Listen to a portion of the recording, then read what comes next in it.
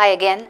So we're going to continue with active and passive voice rules, but we're going to look at special cases.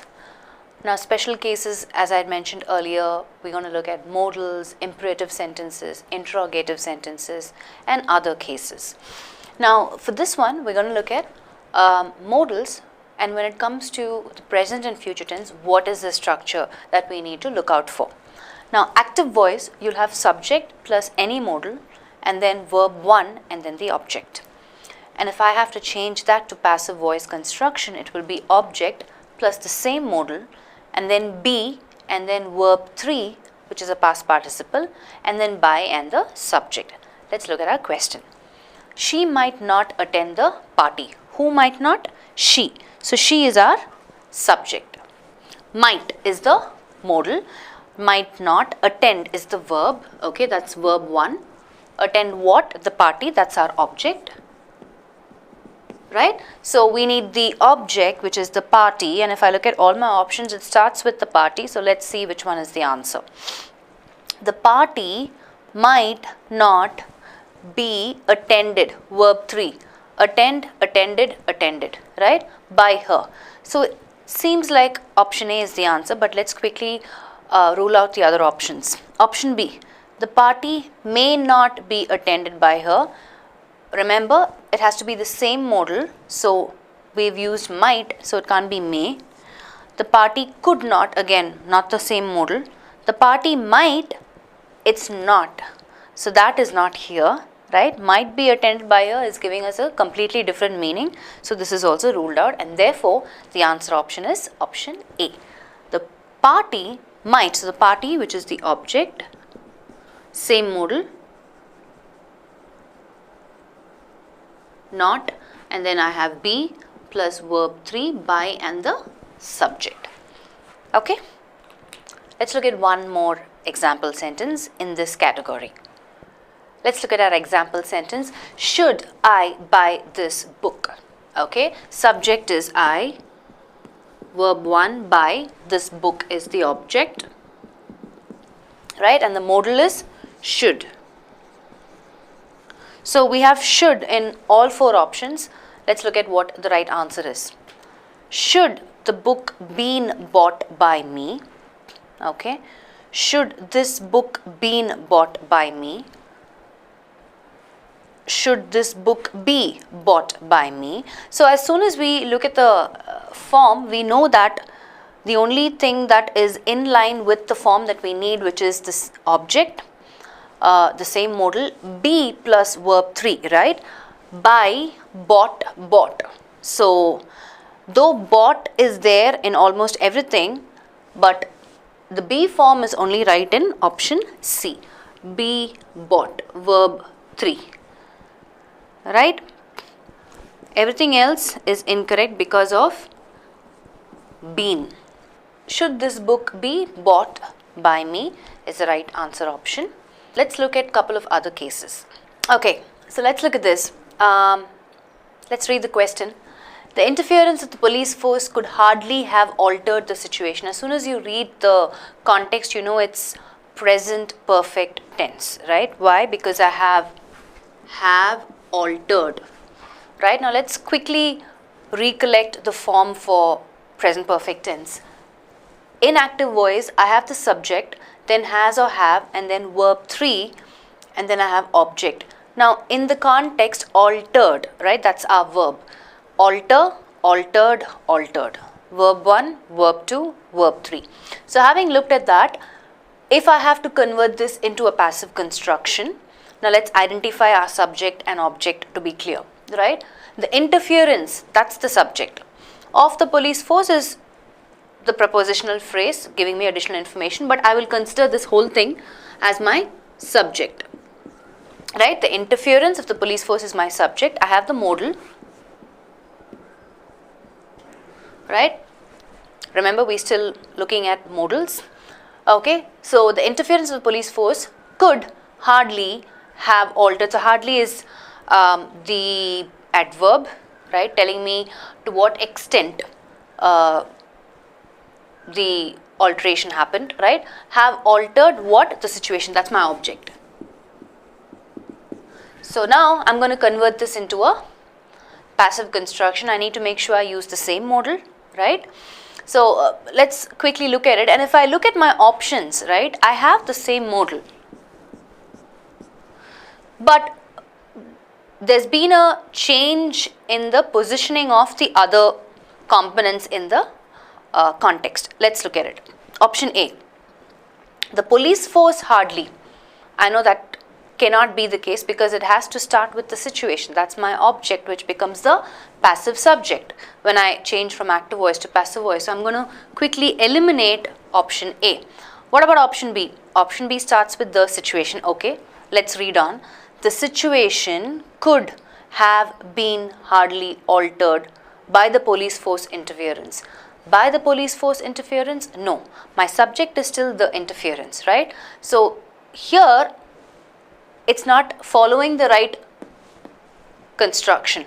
So I'm going to eliminate option B. Option C, the situation could have been altered hardly. Remember, hardly as an adverb can give different meanings based on where you place it, right? Where you position it in the context. So if I say he hardly works, which means this guy doesn't work at all, right? So we need to be very careful with the positioning of this adverb hardly. The situation could have been altered hardly by the interference of police force, again, is not correct. We've left with only option D. Let's look at it quickly. The situation could hardly have been altered. So very unlikely that the situation was changed. Altered means some change happening, right? So the situation, I have my object here correctly, I have the same modal, could hardly have been altered, and then I have my subject by the interference of the police force, right? So the construction is pretty much intact in option D only. So, and that is our answer. The situation could hardly have been altered by the interference of the police force. Clear? Okay, now that makes sense.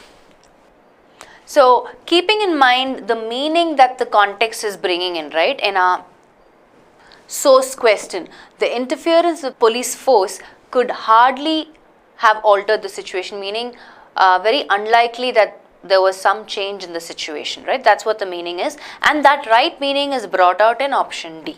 The situation could hardly have been altered by the interference of the police, and none of the other options match because of the positioning and not following the right form in terms of the subject.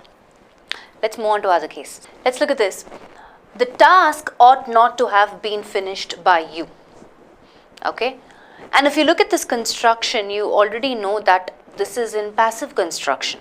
The question is in passive construction. We are asked to choose the active construction for this, right?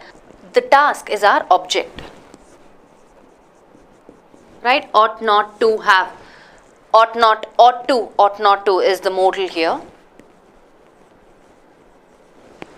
Okay, and then I have, and then I have, and then I have been, verb 3, finished, verb 3, by, and the subject, right?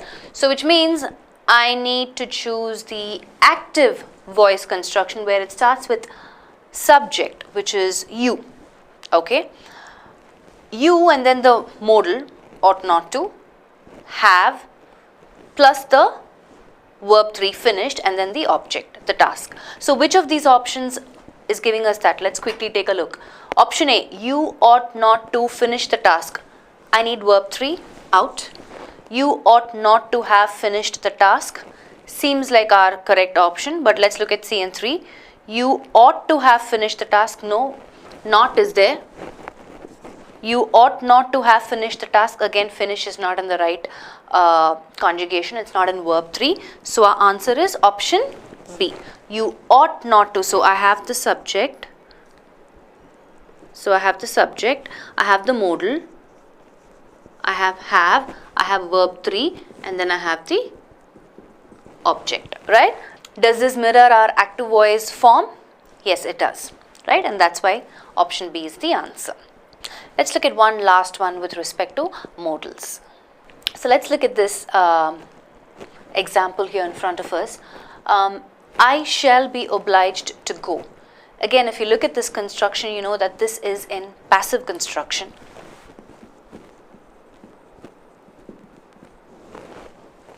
Right? Why? Because look at the form. Object, will or shall, and then be plus verb 3. Obliged is the verb 3. Oblige, obliged, obliged. Right? Be plus verb 3. So this is in the passive construction. We need to change this to active construction. What's the meaning of obliged? Obliged means to do something as someone asks or desires in order to help or please them, or make someone legally or morally bound to do something. Okay, so which means if you look at the options, I have circumstances, circumstances, circumstances, circumstances in my active construction. Now circumstances itself can mean the subject. Why? Because what is making them obligated to do that? The situation or circumstances surrounding them, right? So that becomes our subject. It's not mentioned here, but it's understood, right? And that's probably why this is in the option, right? So circumstances, let's look at which one will meet the active construction form. A, circumstances may oblige me to go. B, circumstances could oblige me to go. C, circumstances would oblige me to go. D, circumstances will oblige me to go. Now if you look at the verb itself, oblige, everything meets verb 1 criteria, which is what I need for my active construction, right? However, remember, when it comes to modals, the only thing that you need to keep in mind is it has to be the same modal. Now if you look at the modals, I have may, could, would and will. And in my option, will, shall, if you ask me, shall is pretty outdated. Nobody uses shall even for first form nowadays, right? We always use will. I shall come to the party. I will come to the party. That's what you hear people say. So will, shall, anything would do, and the only option that meets that criteria is option D. Circumstances, the situations which is obligating this person to do whatever it is that they have to do. Circumstances will oblige me to go. Okay, so that's our answer option. This is a tricky one. Usually people tend to get confused, but keep in mind, as long as you are thorough with your base rules, which we saw earlier, right, and all the tenses, and this would be obviously future, simple future tense, and that's the construction here. Okay, so let's move on and look at other special cases. Our next category is interrogative sentences. Let's look at the question. Who tore the curtains yesterday? Okay, so it's in past tense. Tore is a clue, and then yesterday is another clue. So tore is verb 2. Tear, tore, torn. Right? Now the simple thing that you need to remember in interrogative sentences is who changes to by whom, and verb 2 changes to verb 3, which is the past participle, torn. So all I need to do is make sure that these two are met. These two criteria are met, right? Which is the option that meets those criteria. By whom, by whom, by whom, by whom, then I just have to look for the second component, which is tore to torn. I have teared, which is incorrect. I have torn, yes, correct. By whom are, because yesterday is there, we don't need a present plural verb form here, it's incorrect. By whom were the curtains tore, again it's in verb 2 form itself, it's not changed to verb 3, so this is also incorrect, and our answer option is option B. By whom were the curtains torn yesterday, right? That's our answer. Let's look at a couple of more example sentences. Who gave you the money? Right? We know who has to be converted to whom, by whom, and then gave is a verb 2, right? So if you look at the options, the conjugation of the verb, give, gave, given. So gave has to be changed to given. I can quickly eliminate option A and option C because who has not changed to by whom. I'll have to choose between B and D. Let's read. By whom was you given the money? Incorrect. By whom were you given the money? Correct. So though the verb has changed, the construction of the form is incorrect. And therefore the answer is option D. By whom were you given the money? Let's move on to other examples. Let's read our next example question. Who had laughed at you? Who to whom? Laughed is verb 2. It remains the same in verb 3 as well. There's no change. So what can I quickly eliminate from the options? Option B. It hasn't changed to by whom. It still remains who. A. By whom you had been laughed at. By whom had you been laughed at? By whom were you been laughed at? So given the three contexts in terms of construction and form and changing it, keep in mind had is there. So I'll have to mirror that, right? The one that is not having that option is option D. You can eliminate. Between option A and C, so when you're converting it, right, this is a more of a statement. You had been laughed at. And if I convert that into a question, had you been would be the right construction, right? So by whom had you been laughed at? Option C is our answer. Let's read our question. How many people attended the seminar? Right? If you notice how many, an active voice, when you change it to passive construction, it gets changed to by how many. Okay? And if you notice, this is in the simple past tense, right? So you have the subject, you have the verb, to, and then the object. So when you convert that into a passive construction, it's the object plus was or were and then verb 3 and then the subject. That's how it is, right? Now if you look at the context, there's nothing additionally added like being and been, and nothing gets added there in the form. I just want you to recollect the form for simple past tense. So how many is converted to by how many? Everything matches. So we just need to look for the remaining bit. By how many people were the seminar attended? Remember, the seminar is still a singular subject, so I don't need where. Anything which has where can be eliminated, which is option A and option C. So I need to choose between option B and D. Let's choose. By how many people was the seminar attended? By how many people was the seminar being attended? I don't need this being here, right? Unnecessary, does not come into the form or the structure. So our answer is option B. How many people attended the seminar? By how many people was the seminar attended? And that's it. Do you want to look at one more example? We can do that. Let's look at our final example for interrogative sentences. The question, what brings you here?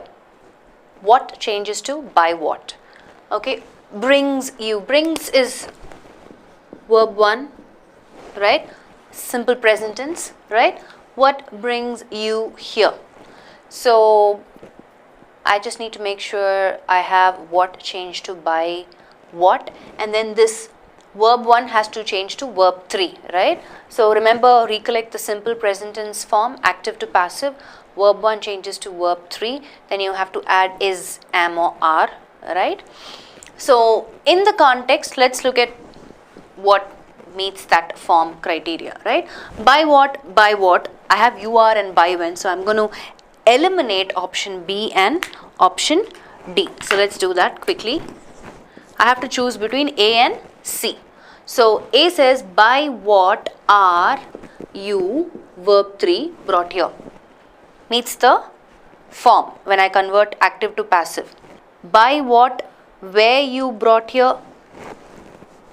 Incorrect, right? Because we're talking about brings, simple present tense. When you change it to passive, it's is, am or are, not was or were, right? So this is incorrect, and that is why option A is our answer. By what are you brought here? Clear? So keep in mind, whether it is modals or interrogative sentences, you need to factor in the form, the structure, depending on what tense is there in the context as well. So you have to practice as much as you can to register the forms. Let's look at the last example for interrogative sentences. What brings you here? What changes to by what. And then if you look at the tense, it's simple present tense, right? Verb 1 plus S. So when I convert a simple present tense from an active to passive construction, verb 1 changes to verb 3. So bring, brought, brought. Okay, so I need brought, I need by what, and also remember subject plus verb 1, SES plus object. So you change that to passive construction. It's object plus is, am or are. We're talking about simple present tense. Is, am or are. That's what you need to look for. Keep that in mind. Recollect the form for simple present tense. By what is only there in two options, which is A and C. So I'm going to eliminate B and D. Let's look at A. By what are, yes, are you, verb 3. Perfect. Okay. By what were you brought here? Incorrect. And that leaves us with the answer option as A. Are you following? Now, in case you did not recollect what I just said, I'm just going to quickly write it down here for you. Okay. So the active voice, subject plus verb 1, okay, which is S or ES, right, and then object. So when you convert this into a passive voice, it becomes object plus is, am or are, and plus verb 3 and plus subject, right? This is what I was asking you to recollect in case you were finding it difficult to relate to when I was just babbling away. Yeah, so I just put it down here. So now you can go back and check if it matches. Okay. So the key is to, whether it's modals or whether it's interrogative sentences, the key is to remember the form based on the tense, right? You'll have to kind of by heart it, just like any other shortcut method or equation, just by heart the rules. Okay, but I'm positive the more you practice, the more it will register for you. All right, let's move on to other cases. We have some more. All right, so imperative sentences, it's more to do with an order or a command, right? So couple of things that you need to keep in mind as a rule is, for imperative sentences, use let and include be. Okay, for example, and then if the sentence starts with let, then convert that into it is suggested that, when you're changing it from active to passive. Okay, let's look at an example sentence. So if I say,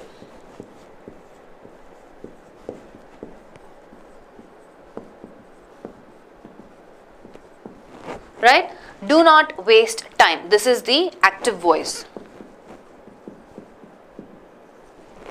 Now if I need to change this to passive, what I'm going to do is, I'm going to say let time not be wasted, right?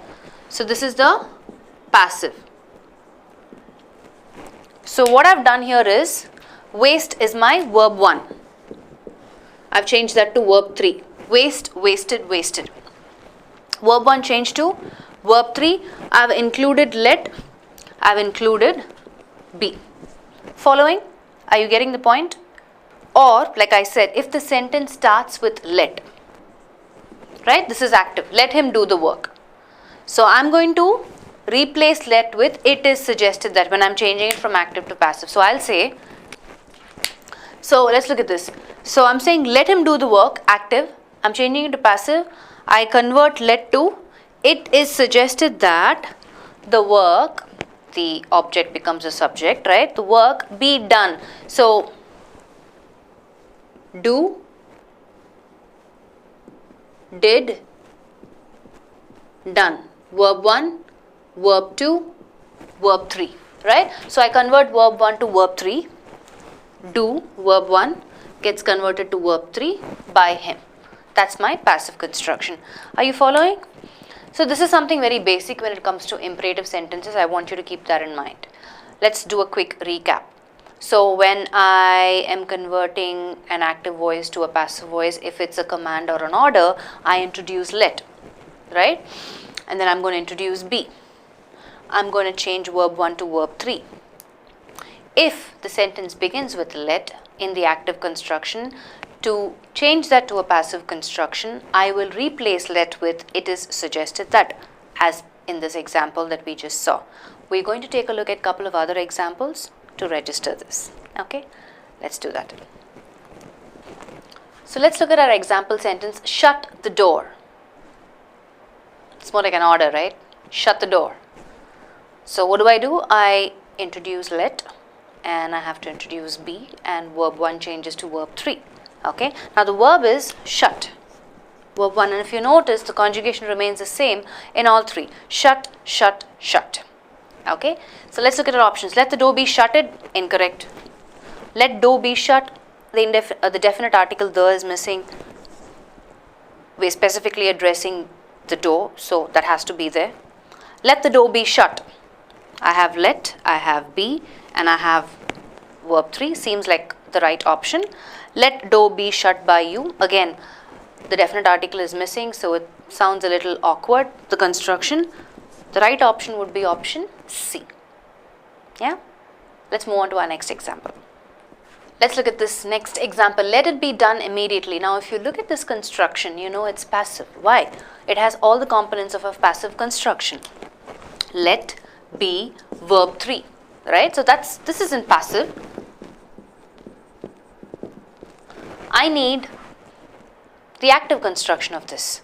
So done, verb 1, do, right? I need to look for that. So anything that has done, I'm going to quickly eliminate, which is option B and option C. Out of A and D, would you say do it immediately? Does that sound like a command or an order? Yes. Immediately do it. If I have to choose between A and D, I choose A, right? Which is the more appropriate construction of form. And that's our answer. Do it immediately. Active.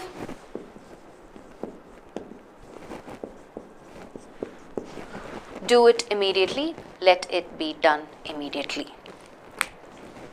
Yeah, let's move on to our next example sentence. Call him at once. Verb 1, right? Call him at once. Call, called, called. So verb 1 has to be changed to verb 3. We have to introduce let and we have to introduce be.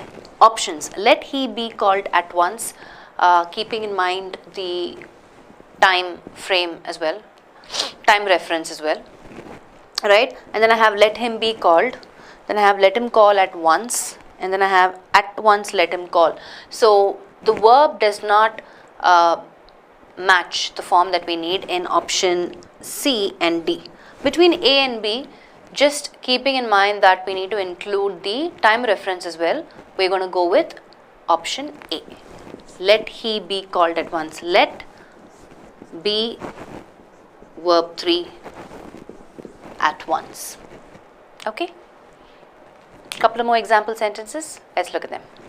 So let's look at this example question. Let us help him. It's an indirect order or command, right? Remember, indirect order or command, we said if it starts with let, it's better to replace it with it is suggested that at the beginning, right? So we're going to use that, and this one's pretty easy because the only option that gives us that is option A. It is suggested that he be helped, right? Let us help him, verb 1.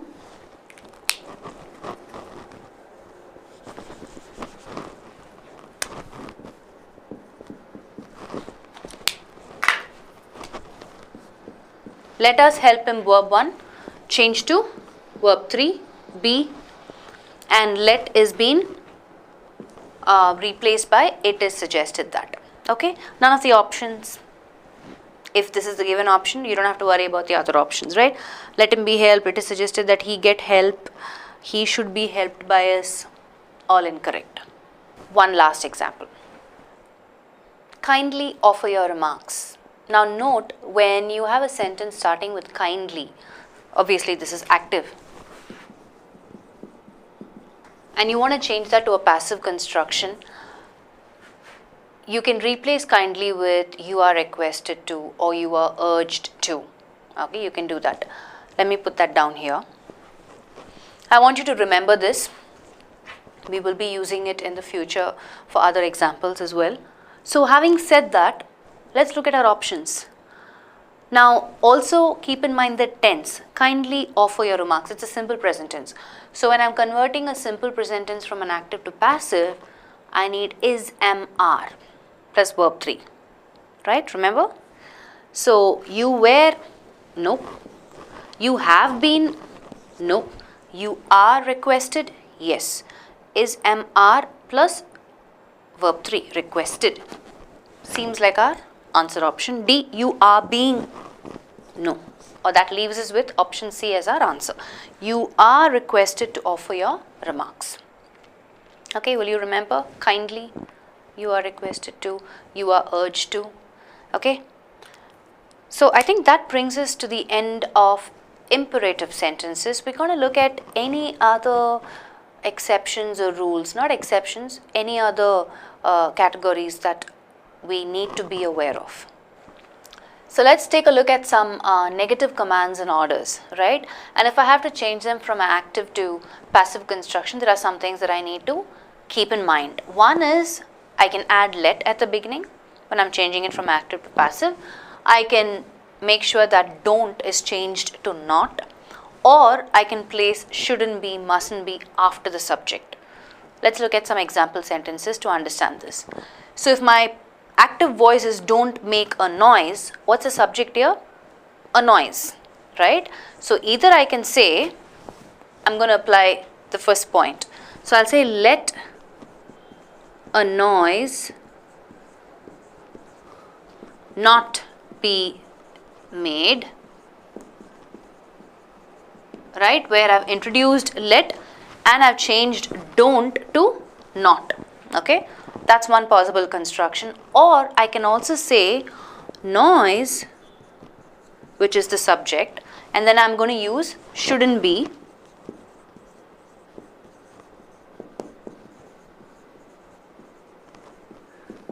which is also a possible passive construction. Noise shouldn't be made.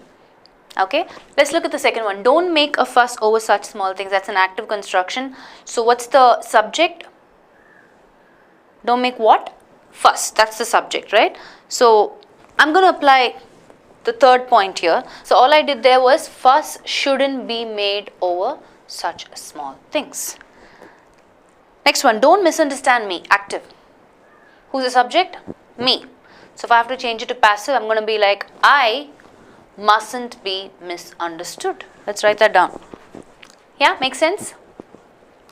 Okay. Let's spend some time looking at requests and see how that changes from active to passive. So let's look at some requests, right?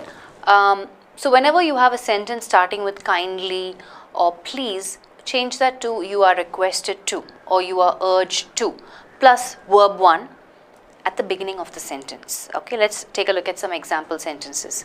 Kindly help him, that's in the active voice. So if I have to change that to passive, I'd start off saying you are requested to help him, right? Do come tomorrow. So it's more like a, like a plea, urging them to come tomorrow. So you are urged to come tomorrow. Last one, please do your work properly. Active voice, when you're changing it to passive voice, please. So you are requested to do your work properly. Yes? Now we're going to move on to some universal truths. If it's a universal truth, what do? What things do you need to retain as it is or change from an active to passive construction? Let's take a look at that. So if it is a universal truth or a fact, scientific fact, or a proverb, it's pretty simple. All you have to do is just add it is said that at the beginning and just retain the proverb or the fact or the universal truth as it is. You don't have to make any changes to that particular context. So where there is a will, there is a way. Active, if I have to change this to passive, all I will add is it is said that. That's simple. That's your passive construction. Right? Too many cooks spoil the broth. You try it. It is said that too many cooks spoil the broth. That's it. Last one. Honesty is the best policy.